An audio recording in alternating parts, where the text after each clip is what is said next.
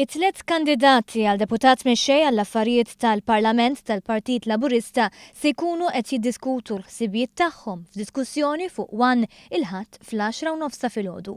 Il-Ministru Elena Dalli, Chris Fern u Edward Cicluna se jkunu qed iwieġbu għad-domandi tal-ġurnalisti minn oqsma differenti tal-ħajja dwar qatt ta' temi kurrenti u oħrajn marbuta mal-kariga li se jkunu qed jikkontestaw għaliha. Id-delegati tal-Partit Laburista se jkunu qed jgħażlu d-Deputat Mexxej f'konferenza li ser tibda l-ħamis li ġej. Il-votazzjoni tkompli tul il-jum tal-ġimgħa u jekk ħadd ma jikseb il-50% wieħed tal-voti isir it-tieni round tul il-jum tas-Sibt.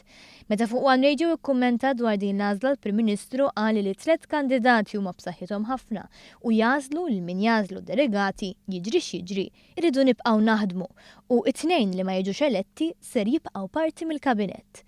Min-naħa l-oħra l-persuna magħżula ser ikollha aktar xogħol.